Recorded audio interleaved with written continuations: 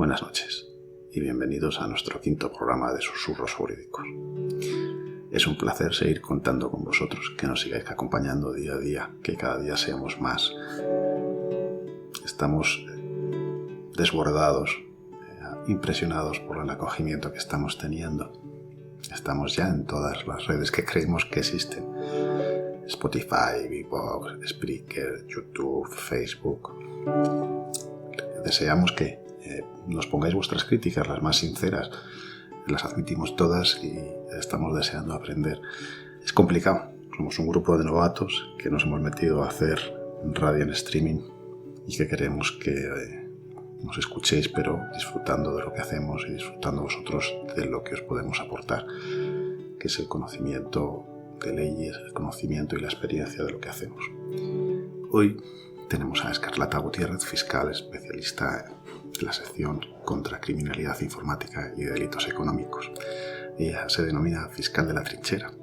Tiene más de 20.000 seguidores en Instagram y lo cierto es que tiene hilos muy interesantes que os invito a que los vayáis a visitar, los escuchéis, los leáis, porque tanto vídeos como hilos escritos se consigue aprender mucho en muy poquito tiempo. Hoy vamos a escudriñar, vamos a analizar poquito a poco alguno de ellos, vamos a discutir, vamos a hablar y ya sin más voy a presentarles a los que nos acompañan. Hoy nos acompaña Yolanda, José Ramón, Inma y Escarlata. Escarlata, te doy la bienvenida ya y si quieres empezamos hablando por el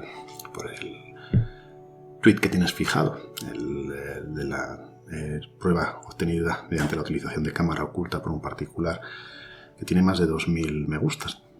Aquí lo enfocamos siempre con las películas americanas, con las series americanas, esas grabaciones que se hacen con los micrófonos pegados en el cuerpo. ¿Hasta qué punto tienen validez esas grabaciones? ¿Hasta qué punto tienen validez las grabaciones de los juicios de familia? Instrúyenos un poco.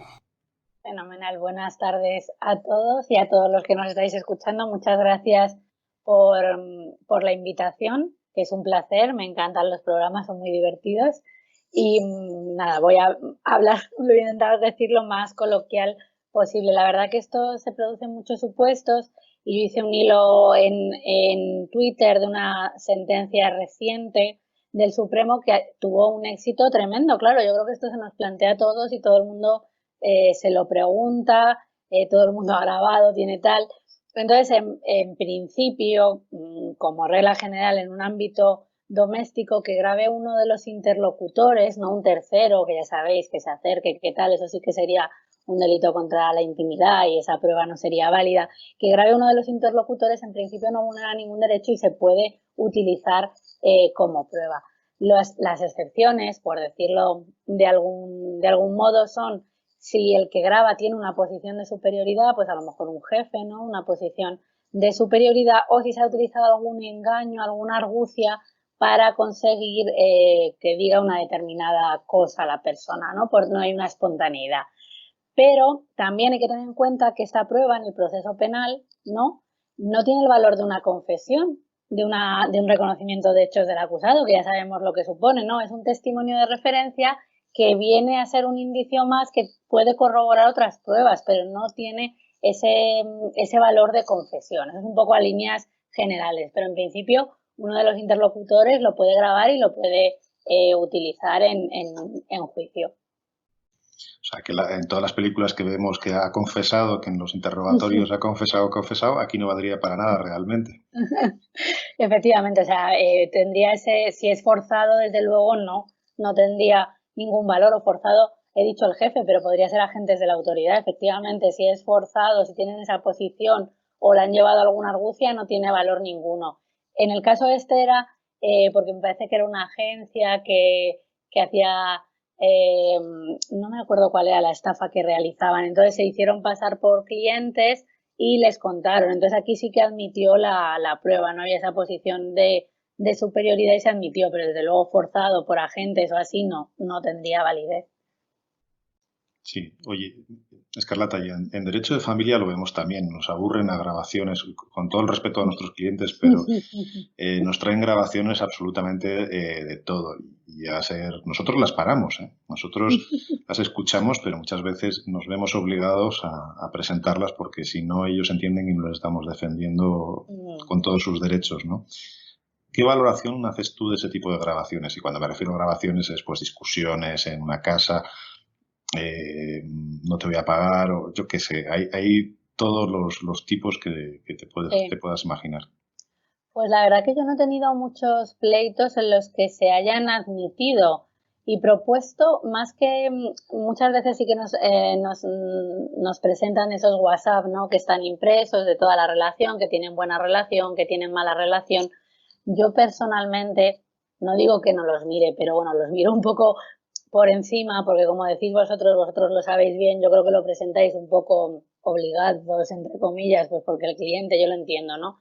Quiere presentarlo y entiende que pues yo entiendo que para la gente, sobre todo los procesos de familia, yo digo siempre que son los más importantes, porque te juegas, es verdad que los de derecho penal son muy importantes cuando tienes una pena de prisión, etcétera, pero fuera de esos de penas muy graves de prisión que puedas cumplir efectivamente, etcétera, los de familia afectan a lo más importante si tienes hijos y a lo más importante de tu vida. Entonces yo entiendo que quieran presentar todo, pero verdaderamente cuando te presentan un tocho de WhatsApp para ver la relación o si tal día no tal, si tal día no cual, yo los miro bastante por encima y me centro lo que nos centramos en juicio, interrogatorio de las partes, lo que revelen, en la exploración de los menores, si hay informe psicosocial, que yo estoy en un sitio donde hay tantísimo retraso que ni los usamos porque es imposible. Entonces yo la verdad que los miro, hacéis bien cuando decís eso porque yo los miro, salvo algo muy concreto, pero cuando te presentan 40 páginas, casi mejor seleccionar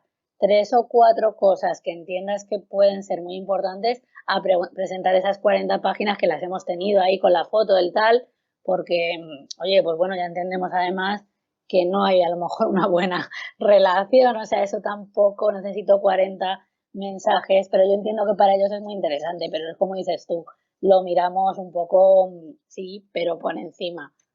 Te lo agradezco, porque nosotros, leernos esos 40 folios, además a nosotros ha pasado, dar a imprimir la historia del chat y de repente empezar a imprimir y que salgan 40, 50 folios y decir, esto es una barbaridad, ¿no? Pero enlazando un poco ese tema, las fotografías. Es otra de las cosas que en familia nos vuelven locos. Ha colgado la foto de mi hija en su Facebook, en su Instagram, en su... Sé que has estado hablando también o has estudiado cuando los niños no quieren que sus padres les cuelgan las fotos. Qué opinas de todo esto desde el punto de vista legal? Porque volvemos al tipo moral, pero nos interesa sobre todo la visión tuya. Pues sí, este es un tema que yo he estudiado bastante y me empezó a preocupar mucho a raíz, como eso tiene un tinte menos jurídico, pues cuento ya cosas, anécdotas más coloquial. A raíz de mis embarazos, de mi primer embarazo, yo me hice muy seguidora pues yo, como podéis comprobar, me gustan las redes sociales, he hecho de ellas algo bueno, casi un oficio, no, pero me gustaban también a nivel personal y me gustan a nivel personal, entonces me hice muy seguidora de lo que yo denomino instamamis, también puede ser instapapis, pero bueno, son casi todas mujeres, entonces era ya una verdadera adicción, yo estaba viendo ya los vídeos que ponían, me decía mi marido de broma, como estos tienen un tono más jocoso, me decía mi marido de broma, es que ves más a esos niños que a tus hijos, o sea, era tremendo y tenía algunas amigas. Claro, esto hay que vivirlo, hay que conocerlo bien, porque cuando yo se lo cuento a los compañeros, como no conocen bien el fenómeno, no lo entienden. Yo lo conozco muy bien porque he sido usuaria de ese contenido. Y con mis amigas, ¿has visto el nuevo vídeo que ha subido de tal? Hay que ver, o sea, era tremendo, ¿no? La capacidad que tienen.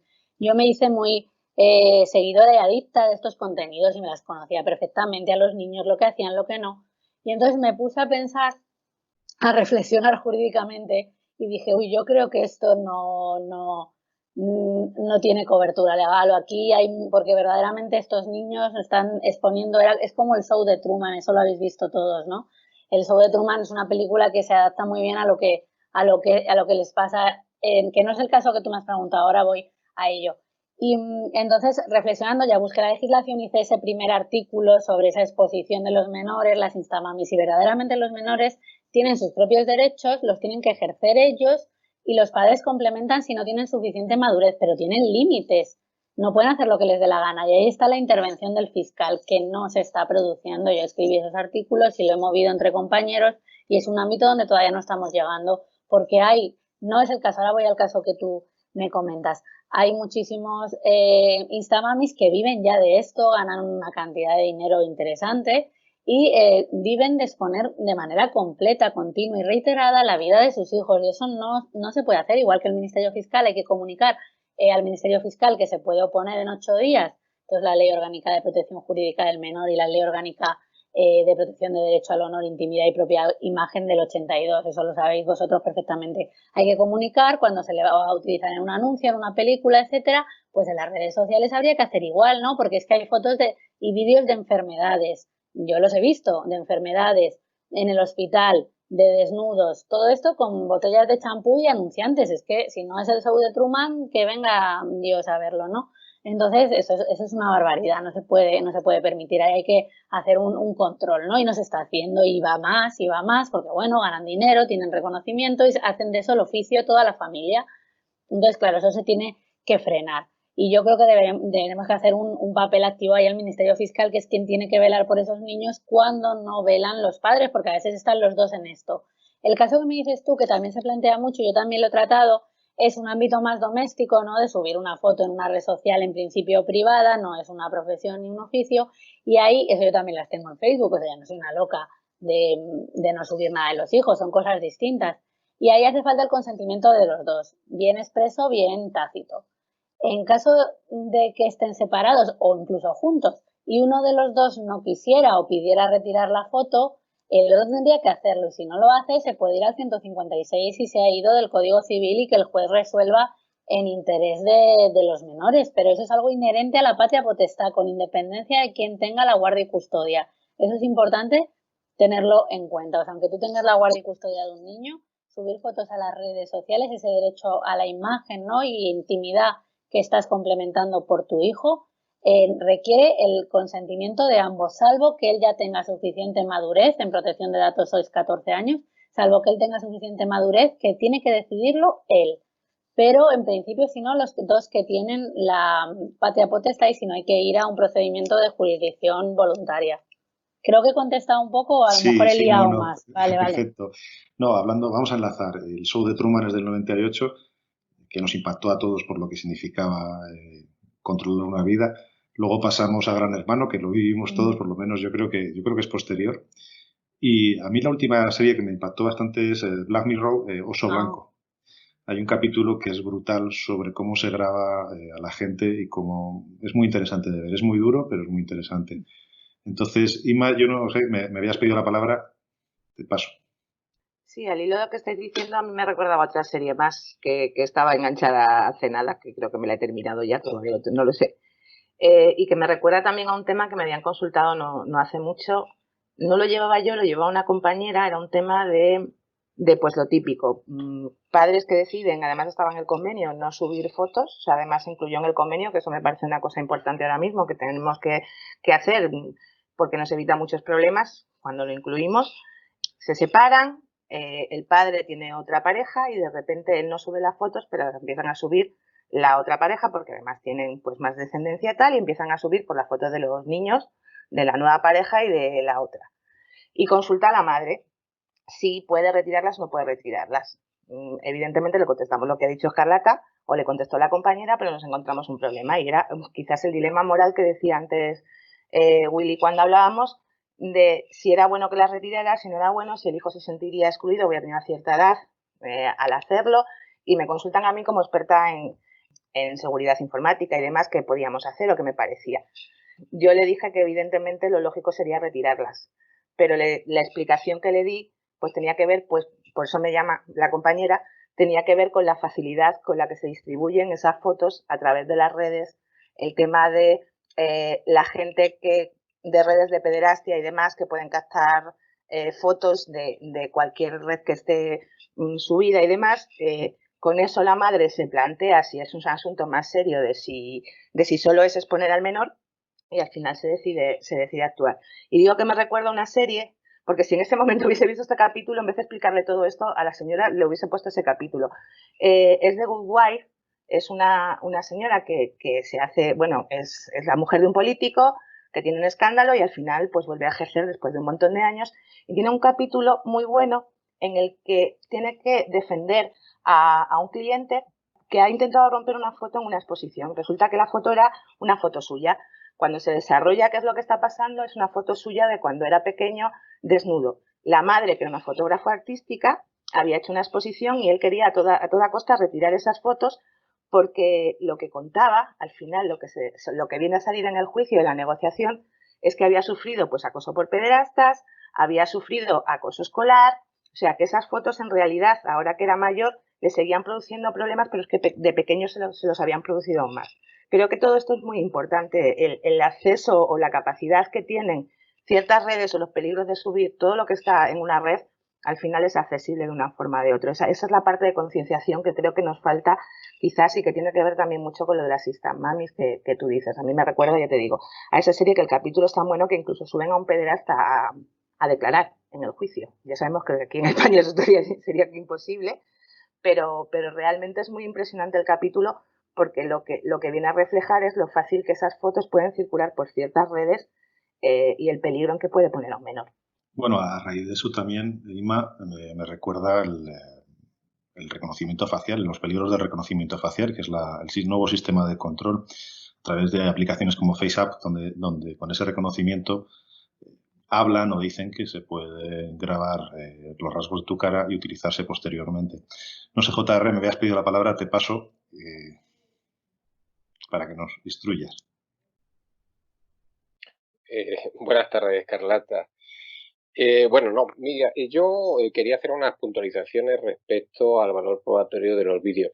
Mayormente me ha recordado el hecho de los vídeos que se graban a terceros sin consentimiento, que lógicamente en el ámbito judicial pues no tienen valor probatorio. Pues me recordó precisamente a un caso real que sucedió en España hace unos 20 años. No sé si os acordáis del padre Coraje. Ese chico que está en una gasolinera trabajando, creo que era en Jerez, y es asesinado por la noche, ¿no? Y el padre pues se infiltra en los bajos fondos y incluso llega a descubrir los presuntos asesinos de su hijo y llega a grabar conversaciones incriminatorias.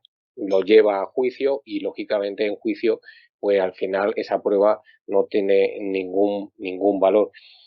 Por eso, cuando te preguntan los clientes, ¿podemos hacer esta grabación? Bueno, pues como ha dicho muy bien Escarlata, depende. Después el valor que le quiera dar el juez al contenido de la grabación, si ha sido o no manipulada. Decía Escarlata, no presentar los 40 folios. Pues a mí sí me gusta presentar los 40 folios. Es decir, y me gusta presentar los 40 folios, pero por una sola razón.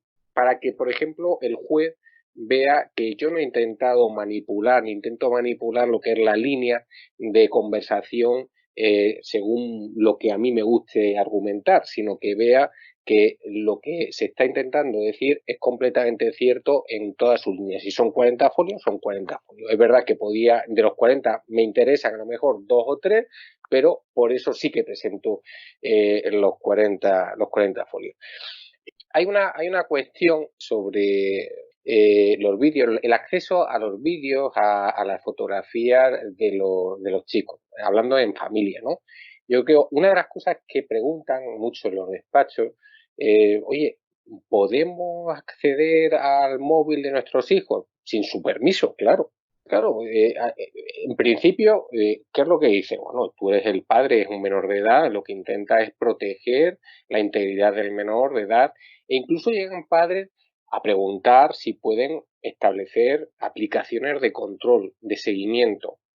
Lógicamente, tanto de una manera u de otra, se está vulnerando una forma la intimidad del menor, ¿verdad? Y eso se lo voy a dejar que lo responda a Escarlata, pues para eso está aquí, sabe mucho más del tema. A ver qué opinas sobre esas aplicaciones de seguimiento a los menores, cuando son tus propios hijos, ese acceso a los móviles. ¿hasta qué momento puede ser legal o puede rozar cierta ilegalidad o no? Sí, esta cuestión es la verdad que genera mucho interés y yo la he estudiado para un capítulo que escribí en un libro colectivo de Tirant lo Blanch del Anuario de Derecho Civil. La verdad que era muy interesante el derecho a la intimidad de los menores frente al control parental. Voy a diferenciar un par de ideas. Como hemos dicho con el derecho a la propia imagen, los menores son titulares del derecho a la intimidad, son los titulares ellos y son derechos personalísimos y son titulares también frente a sus propios padres. Esto ya lo ha dicho la jurisprudencia. Cuando tienen la suficiente madurez, son ellos los que tienen que consentir que pueda haber el teléfono móvil, que se pueda instalar un dispositivo de GPS. Eso ya sabemos que vulnera la intimidad, ¿no? Un GPS que te da la localización, eso ya ha dicho la jurisprudencia que vulnera la intimidad, bueno, vulnera no, que afecta a la intimidad y que requiere en su caso autorización judicial o consentimiento, ¿no? Esas balizas GPS o el localizador que te permite el móvil. Eso si el menor tiene suficiente madurez, en principio lo tendría que autorizar. Otra cosa distinta es los dispositivos de control parental, que esos no establecen una localización, sino que te cercenan acceder a páginas de internet, acceder a tal. Esos no vulnerarían intimidad, vulnerarían en todo caso derecho a la información, por decirlo de alguna manera, a la libre información. Pero bueno, se pondera con que no puedan acceder a contenidos, el deber de velar por ellos, etcétera. O sea, esas aplicaciones que limitan el tiempo de internet, que limitan determinadas páginas, en principio no hay ningún problema en que se le ponga a los menores.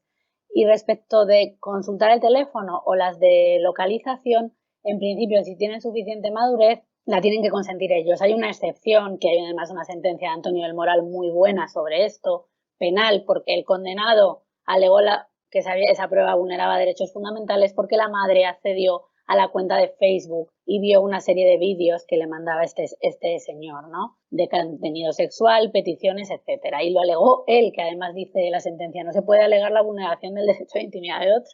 Pero bueno, aparte de eso se metió en el terreno, porque no lo alegó en ningún momento la perjudicada. Se metió en ello y dijo, sí, tienen derecho a intimidad frente a los padres, son los titulares ellos, tienen suficiente madurez, tienen que consentir. Pero los padres tienen esa patria potestad, tiene esa función de velar, de tutela, de velar por los intereses de los menores. Entonces, si el progenitor tiene una sospecha de que el menor está siendo víctima de un delito, está siendo autor, podría ser autor de un determinado delito, etcétera, tiene sospechas, sí que esa función de tutela le permite acceder a los dispositivos. Entonces, claro, esto es un poco sui generis.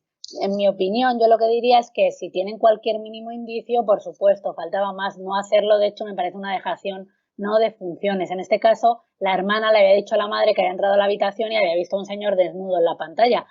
Y creo que la hermana fue la que le dio la clave. ¿Cómo no va a actuar esa madre, no? O padre, ¿cómo no van a actuar? Sería una dejación. Pero el poder hacer controles indiscriminados por el tema de vives en mi casa, yo pago la línea de teléfono, yo te he comprado el móvil, en principio no se ajusta a la legalidad. También, claro, quién va a denunciar, quién tal, pero técnicamente, que eso se dice mucho, pues yo pago el teléfono, yo tal, quien pague la línea, esto yo lo he oído en violencia de género, ¿no? Es que sí, yo he podido mirar el móvil, pero es que el móvil lo compré yo y yo pago la línea, ¿no? La intimidad es de cada usuario del teléfono con independencia de quién pague la línea. Esos controles indiscriminados no están cubiertos por la ley. Lo que pasa es que, claro, esto es difícil que se denuncie, que se pruebe, que tal, porque son menores.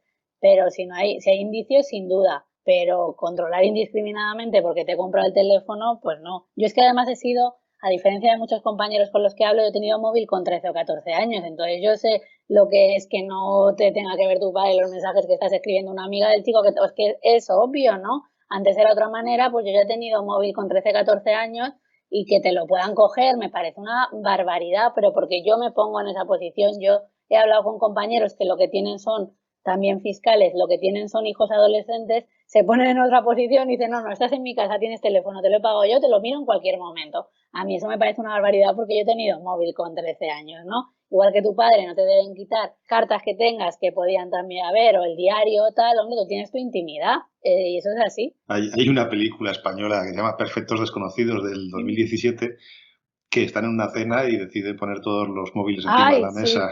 Qué buena. Yo creo que nosotros, a ninguno nos gustaría que toquen nuestro móvil, me imagino que a los niños tampoco. O sea, que yo creo que vulnerar ese derecho tampoco es muy normal, ¿no? Pero, Escarlata, en el hilo de tu Twitter, ¿cómo se dice? ¿La historia o el hilo el de... timeline. El timeline, vale. El TM, vale. Vemos que has hecho un vídeo sobre el registro y entonces a mí me recuerda a un curso que hice hace años de sucesiones y familia y que nos dieron una jueza del Registro Civil de Madrid nos dio una charla y nos hablaba de los nombres que se controlaban, ¿no? En aquel momento nos dijo pues K, de Can, Satán, Judas. Eran nombres que habían intentado poner. Me imagino que hay algunos que ya se van habituando. En aquel momento Brad Pitt, Kevin Costner eran los que estaban de moda y esos sí que se admitían. Yo no sé si has tenido alguna cosa curiosa del registro que nos puedas contar o de ese control que ejercéis vosotros sobre cualquier cosa que se registra, alguna historia o algo que sea curioso para que la gente lo entienda más fácilmente, la labor que hacéis. Sí. El registro civil es ese gran desconocido, ¿no? Dentro de las funciones que realizamos pues los juristas, porque no se sabe que se interviene. Pues, bueno, el juez, claro, pero es un tema, me parece, muy administrativo, pero no, está bajo control de un juzgado e intervenimos los fiscales. En lo de los nombres, yo nunca he tenido un caso, porque en principio tendría que ser el del registro civil el que entendiese, el encargado o tal, entendiese que ese nombre puede ser atentatorio contra la integridad, etcétera, y claro, supongo la persona se queja y entonces ya se inicia ese procedimiento. Yo no los he tenido. Hay muchísima amplitud porque sí que he visto nombres, bueno, ya veis mi nombre que es raro y fue hace mucho tiempo, cuando yo nací en el 85, el problema era que te bautizaran más que te lo dejaran inscribir en el registro civil, ¿no? Como sabéis, a mí me bautizaron, había veces que se ponía con María o tal, eso hubiera sido ya tremendo, pero y ahora yo creo que casi igual, el registro civil admite, porque ahora Khaleesi se pone muchísimo, ¿no? De Juego de Tronos, es el récord, yo creo que debe estar, hay más Khaleesi que Escarlata seguro. Todos estos nombres yo he visto, y además como tenemos mucha inmigración o bastante inmigración, claro, tienen sus propios nombres, sus costumbres, ¿no? Entonces, de nombres me refiero, entonces claro, hay muchísima amplitud. Yo creo que casi el límite es que no pongan pues cabrón o cosas así, o Satanás, que no pongan casi insultos, porque prácticamente cualquier otra cosa la hemos visto. O sea, a mí ya no me extraña, hombre, algunos que sí te siguen extrañando, ¿no? Pero en principio ya estamos inmunizados. O sea, es que yo ahora no recuerdo casi ninguno, ya estoy inmunizada a los nombres raros. No sé si vosotros... No me extraña. Hombre, Khaleesi, el otro día estábamos hablando del tema de Khaleesi y la gente que ha visto el 100% de la serie se le han debido quitar las ganas, pero no quiero hacer spoilers, ¿vale? Yolanda, no sé qué querías comentarnos. Sí, yo sobre los nombres, a mí me resultó muy chocante un cliente que tuve que se llamaba Lenin de Todos los Santos, que yo creo que el de Todos los Santos se lo pusieron por bautizarlo, entiendo, por el rito cristiano, y así le quedó al chico el nombre. Pero sobre esto de registro civil, lo que sí tuve hace años fue un caso súper curioso, que vino un señor ya mayor, había ido a renovarse el DNI y al ir a renovarse el DNI solo tenía un apellido, que era Blanco, porque era hijo de madre soltera. Entonces resulta que la normativa había cambiado, no recuerdo qué año fue, y todo el mundo tenía que tener 2 apellidos. Entonces tenía que hacer un expediente en el registro civil para ponerse el DNI con sus 2 apellidos. Y fue muy curioso porque lo que se hacía en aquellos casos, yo consulté con el fiscal y con el juez encargados de registro civil, era poner los 2 de la madre y ya estaba, vale. Pero es que la madre era hija de soltera también. Entonces, la madre solo se apellidaba Blanco, con lo cual tuve que seguir tirando hasta 1800 y pico porque todas en su familia eran madres solteras. Y ya llegó un momento en que le dije al juez de registro civil, digo, lo siento, es que ya me es imposible retroceder más en el tiempo. Digo, porque no hay archivos en los pueblos, todo esto se quemó. Y entonces al hombre me permitieron poner Blanco, Blanco. Y ahí se acabó. Pero es que fue una tarea, yo creo que es en la que más, de todos los procedimientos que he hecho complicados, en la que más he hecho averiguación, porque es que me recorrí registros civiles de toda la comarca, de las comarcas limítrofes gallegas, para conseguir hilvanar el hilo de esta familia. Y es que dices, no puedo investigar más. Esta sí que quedó bien investigada. Pero vamos, sí que es cierto que aquí ha habido nombres para todos los gustos. A mí siempre me chocó otro cliente que eso sí que no entiendo cómo se permite, porque se llamaba Milagros, que puede ser efectivamente nombre de hombre o de mujer. Pero claro, todo el mundo identificamos Milagros con una mujer. Y entonces llegamos a juicio y cuando llamaron y entró aquel hombre, pues todo el mundo dijo, no, que entre su mujer, que es la que tiene que entrar. Dice, no, el que soy Milagros soy yo, no es mi mujer. Entonces sí que entiendo que haya ocasiones en las que se rechacen precisamente esos nombres, no por otra cosa, sino por el equívoco o por efectivamente la malsonancia que pueden producir. Sí, JR, te doy paso y luego le doy paso a Escarlata. No, era simplemente que lo cierto es que pues en el registro civil se prohíben aquellos nombres que induzcan al error en cuanto al sexo. Aquellos nombres neutros que lógicamente den lugar, o deberían prohibirse, que deberían dar lugar a esos errores, aparte de esos errores, o sea, esos nombres que, como se ha señalado anteriormente, pues perjudican a la persona de una forma objetiva. Imaginaos que alguien quiere llamar a su hijo Hitler, por poner el ejemplo, ¿no? Lógicamente conlleva un perjuicio intrínseco el solo nombre y que va a marcar a esa persona de por vida. Y coincido con lo que ha dicho antes Willy en cuanto a lo de la Khaleesi, ¿no? Khaleesi, quien haya puesto Khaleesi es porque vio hasta la mitad de Juegos de Tronos. Tuvo el niño hasta la mitad de Juegos de Tronos, quizás después tal.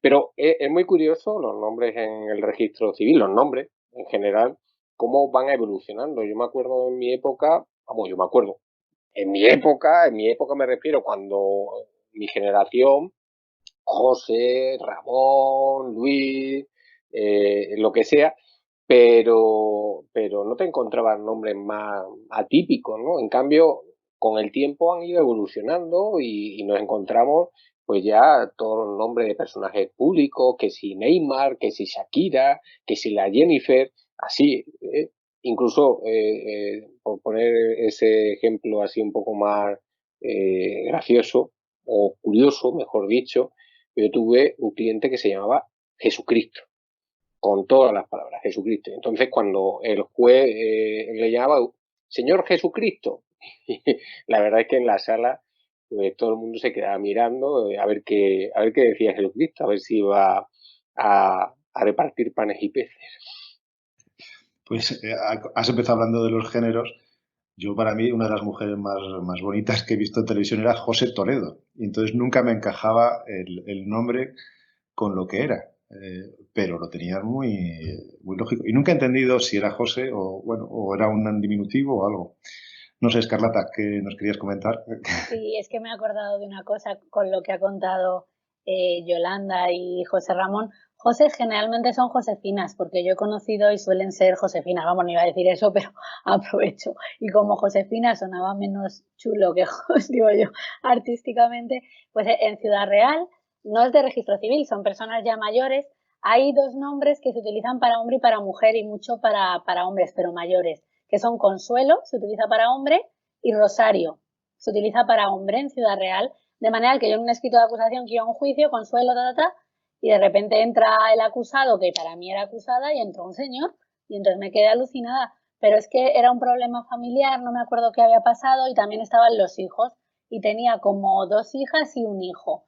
Pues había llamado Consuelo a una hija. A mí es que eso me hacía estallar la cabeza. O sea, tú te llamas Consuelo, que lo usas como chico, y luego se lo pones a una hija, pónselo, no sé, me pareció rarísimo.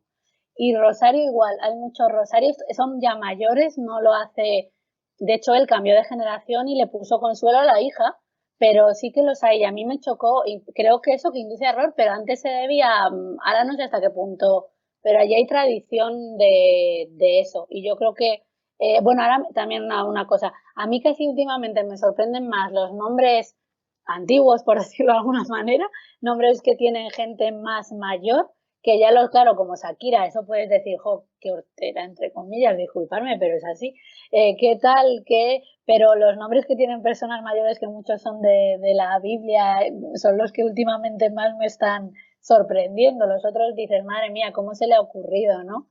La idea lo va a tener toda la vida. Pero bueno, Khaleesi, pues mira, a mí me lo pusieron por el libro, pues oye, a lo mejor el día de mañana Khaleesi se convierte, aunque yo es que soy de las que me quedé, no he visto el final, entonces a mí Khaleesi era estupenda, se he visto muy poco, a lo mejor luego, pero es verdad, oye, las cosas evolucionan y ahora, claro, en mi época yo recuerdo todo el mundo, cuando era pequeñita, madre mía, te llamas así, yo lo recuerdo perfectamente. ¿Ese es tu nombre? Claro, pues ahora a lo mejor como salvando las distancias, como pueda ser Khaleesi, pero sí, es curioso lo de los nombres. Yolanda, te voy a dar paso, pero voy a introducir el último tema. No sé si, hablando de nombres, ahora está también muy de moda el cambio de nombre. Bueno, está muy de moda. Es decir, cómo se hace un cambio de nombre cuando alguien cambia de sexo, ¿no? Entonces... Es que de eso iba a hablar precisamente. Pues te he leído el pensamiento. Sí. Pues introdúcelo. No, que estoy recordando también eso en otra ocasión, que yo tenía un procedimiento y uno de los testigos, era un procedimiento penal por un allanamiento de morada.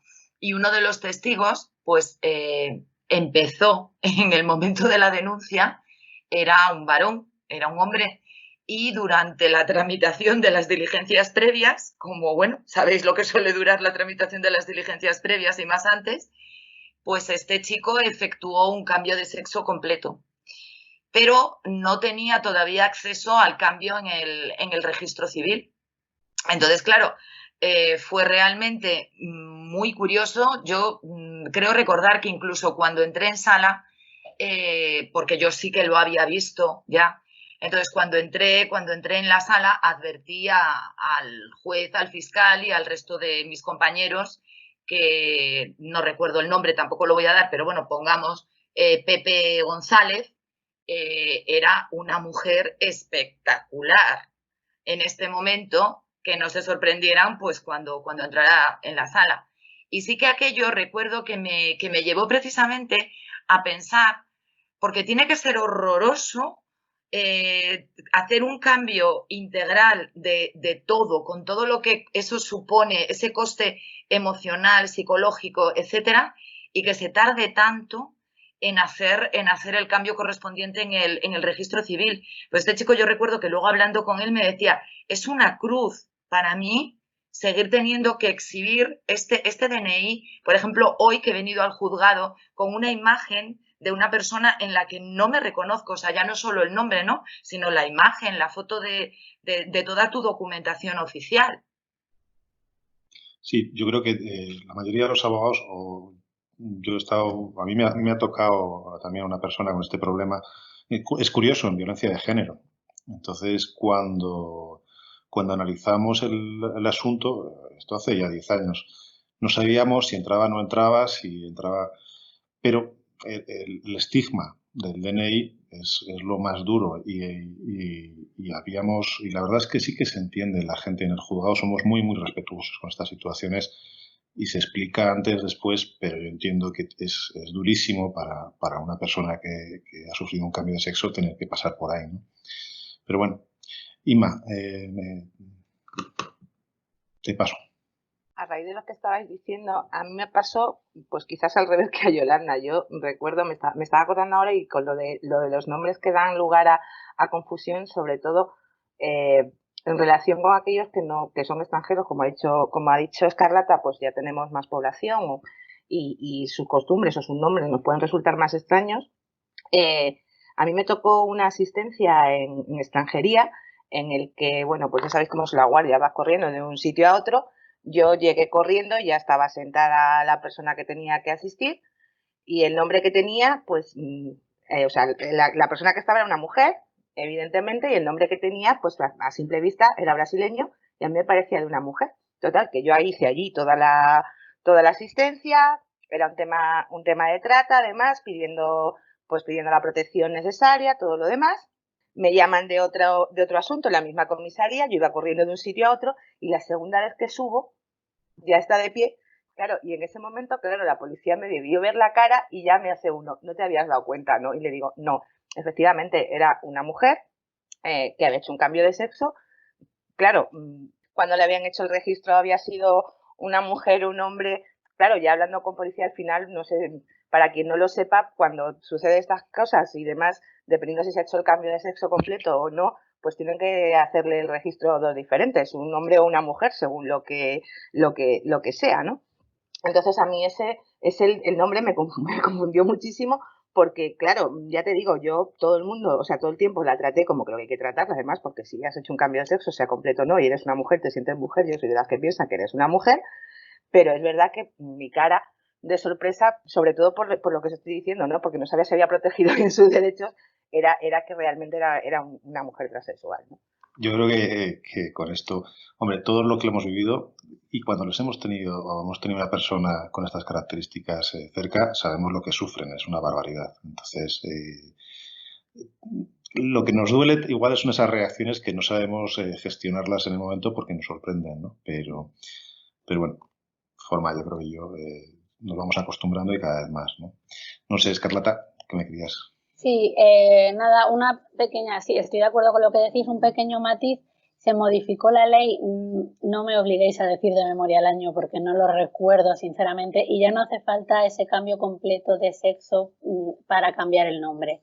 Esos son muchos de los expedientes, muchos no, pero yo he tenido algunos que hemos informado, entonces creo que es un informe del facultativo diciendo que se siente pues el sexo que ha cambiado, ¿no? El que quiere cambiar, no es necesaria esa operación completa que antes se exigía y que incluso era complicado. Ahora simplemente con estar en ese tratamiento puede ser hormonal y ese informe del facultativo, estoy hablando de memoria, no cito leyes ni nada, pero los hacemos y no nos oponemos y se hacen. Ahora eso se ha simplificado precisamente para evitar ese calvario que contáis. Agradecerte muchísimo, Escarlata, haber compartido estos minutos con nosotros. Esperamos que estés otro día aquí y que podamos seguir discutiendo y compartiendo experiencias. Para terminar, hoy vamos a terminar con la película Fama. Yo creo que todos los que somos de la generación de los 70, de los 80, nos criamos con esta serie y tenemos el famoso discurso motivacional de la profesora de danza. La hemos cambiado un poquito el texto y en vez de hablar de sudar y de cuerpo, vamos a hablar de la memoria. Porque en esta serie, y sobre todo en la película posterior, se hace una referencia a los 3 principios básicos de cualquier abogado: el estudio, la práctica y la técnica. En la película dice una frase que me encanta, que es: el estudio, la práctica y la técnica no ahogan el talento, lo liberan. Yo creo que nos tenemos que quedar con ese principio. Y todos los que hemos empezado a trabajar sabemos que la memoria es lo que nos queda. Que cuando aprendemos algo lo tenemos ahí de por vida. Que antes de llegar a ser abogado es posible que hayamos sido muy buenos estudiantes, pero que cuando empezamos a ser abogados es cuando empezamos a sufrir. Cuando empezamos a convertir nuestros sueños en realidad, en el ejercicio del derecho, en la defensa de esas víctimas, de esa gente que nos necesita. Y ese esfuerzo, ese sufrimiento que realizamos cada día no es suficiente, porque al día siguiente se nos va a exigir el doble. Y así será toda nuestra carrera de abogados. Buenas noches y os esperamos en el siguiente programa. Si habéis llegado hasta aquí, suscribiros al canal, criticadnos, apuntaros, dejadnos vuestros sentimientos y os lo agradeceremos mucho. Muchas gracias.